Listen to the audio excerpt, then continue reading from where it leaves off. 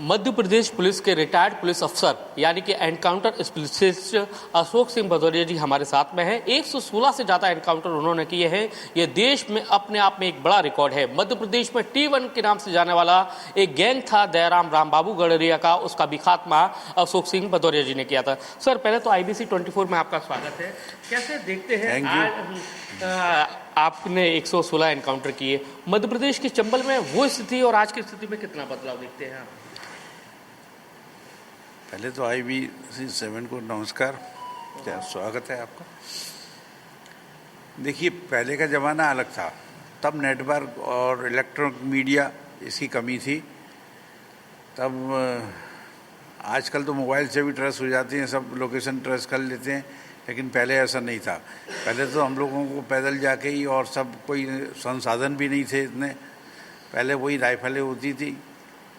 अब चूँकि शासन ने प्रयास किया तो अब आज के ज़माने में आधुनिक क्या नाम है, शस्त्र भी हैं, आधुनिक चीज़ें भी हैं, आधुनिक साधन भी हैं, संपन्न भी हैं, पुलिस और सब संपन्न है। इसलिए मैं कहता हूँ तो खात्मा हो चुका है।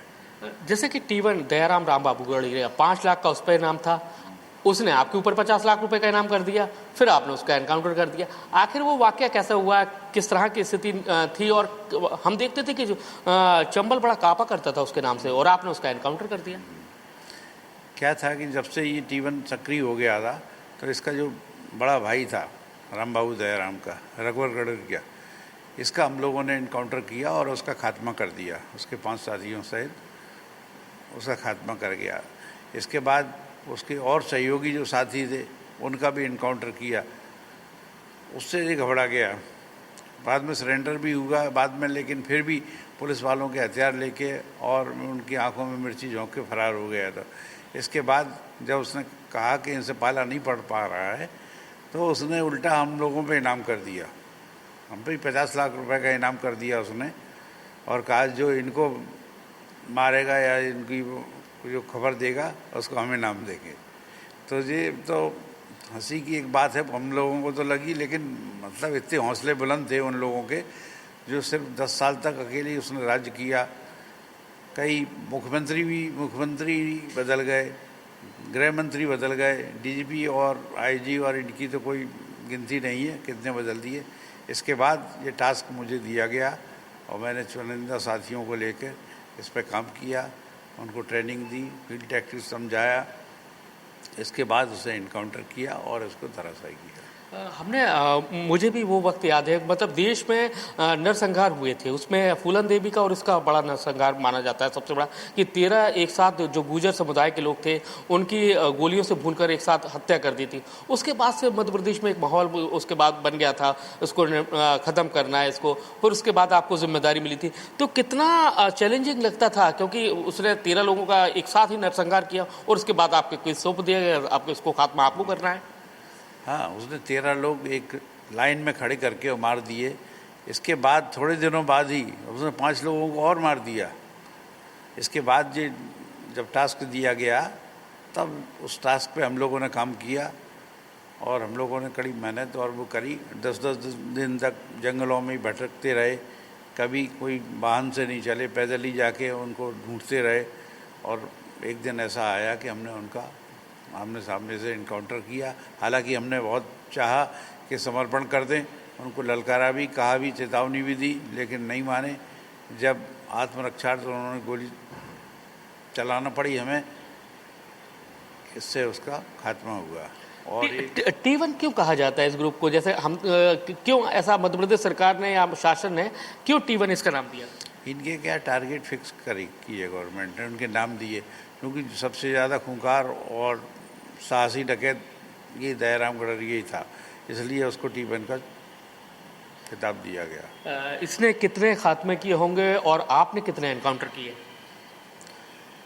जहाँ तक इसके खात्मे की बात है, इसने ऐसे करके 13-1, 5-1 ऐसे करके उसने करीबन इसकी लिस्ट सेंचुरी पे पहुँच जाती है।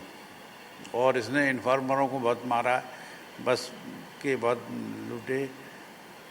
तो इसके करीबन 100 से करीबन है, और अपहरण और किडनैपिंग की वारदात इसकी बहुत ज़्यादा है।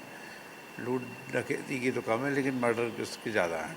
आपने आपने कितने एनकाउंटर किए, क्योंकि बार बार चर्चाओं में एक नाम आता है कि दयाशंकर, लेकिन हम देखते हैं कि अब आप हैं, आपने सबसे ज़्यादा एनकाउंटर किए हैं। आपने कितने एनकाउंटर किए हैं? मैंने 116 इनकाउंटर किए, जो अपने आप में भारत में पहले ही है। लेकिन कहा जाता है कि आपको राष्ट्रपति पदक के लिए बार बार नॉमिनेटेड किया गया, सब कुछ हुआ, लेकिन रुक भी गया। आखिर ऐसी क्या वजह रही और कितनी बार भेजा गया आपके नाम को? 16 बार राष्ट्रपति पदक के लिए नाम भेजा गया, जो अभी पेंडिंग पड़े हैं, क्योंकि बीच में एक डकैतों ने एक इनका मुखबर की हत्या कर दी थी, तो उसका चार्ज मेरे ऊपर लग गया था। मेरे ऊपर मर्डर का केस भी दर्ज था। उस समय मेरे गोली भी लगी हुई थी, डकैतों की गोली, तो चलने में भी थोड़ी दिक्कत थी। इसके बावजूद भी वो इनकाउंटर किया। उसमें जो भी कंट्रोवर्सी रही हो, उसमें उन लोगों की रिपोर्ट पे से मेरे और मेरे साथियों के खिलाफ हत्या का मामला दर्ज किया गया था, जो बाद में हम उसमें 2004 में बाइज्जत बरी हो गए थे। अभी आपके गोली वो आपके अभी भी लगी हुई है? अभी भी गोली यहाँ कमर के नीचे फंसी हुई है। तो आप देख सकते हैं कि मध्य प्रदेश के एक रिटायर्ड पुलिस अफसर है। कि एक सवाल ये भी है कि राजनीति में भी आप जाना चाहते हैं, हम देख रहे हैं कि कुछ कार्यक्रमों में भी आप जाना। हाँ, अब मैं देशभक्ति जनसेवा के साथ साथ अब जनसेवा फिर शुरू कर रहा हूँ, और रिटायरमेंट के बाद 2017 के बाद से मैंने इस फील्ड में जनसेवा को अपनाया। अब चूँकि मैंने देखा कि ऐसे जनसेवा नहीं हो सकती जब तक कि प्रतिनिधि नहीं बनो या मेंबर ऑफ लेजिस्लेटिव असेंबली में जाओ, एमएलए बनो या सांसद बनो, इसके बाद ही आप जनता का भला कर सकते हो। तो मैंने अब उस ओर कदम बढ़ा दिए हैं। किस पार्टी से, किस विधानसभा से आप दावेदारी कर रहे हैं? भाटेर विधानसभा से दावेदारी कर रहा हूँ। अब वैसे तो प्रयास है कि बड़ी पार्टी टिकट दे दे। कौन सी पार्टी? अब ये दोनों ही पार्टी हैं, अब इसमें से अब इस बार तो कह रहा हूँ मैं, कांग्रेस दे दे, बीजेपी दे दे। आपके तो गोविंद सिंह राजपूत जी हैं, बहुत करीबी हैं, पारिवारिक रिश्ते हैं, सरकार में मंत्री हैं, क्या उनसे कुछ बातचीत हुई बीजेपी से टिकट के लिए? करीबी तो काफ़ी लोग हैं, चूँकि मेरे साथ के ही यहाँ मंत्री हैं, नरोत्तम से लेके, और यहाँ कांग्रेस में भी पूरे मंत्री हैं जो सब मेरे सहयोगी रहे, दोस्त रहे। तो अब इन सबका प्रयास चल रहा है। अब जो भी हो जाएगा वो हम आपको बता देंगे। तो देखिए, एनकाउंटर स्पेशलिस्ट अशोक सिंह भदौरिया हमारे साथ में थे, और जैसा कि उन्होंने बताया कि अब वो समाज सेवा करना चाहते हैं, राजनीति से जुड़ना चाहते हैं, लेकिन इंतजार इस बात का है कि उनको कौन सी पार्टी टिकट देती है। कैमरामैन राजकुमार कुशवाहा के साथ नासिर गौरी, IBC 24 मुरैना।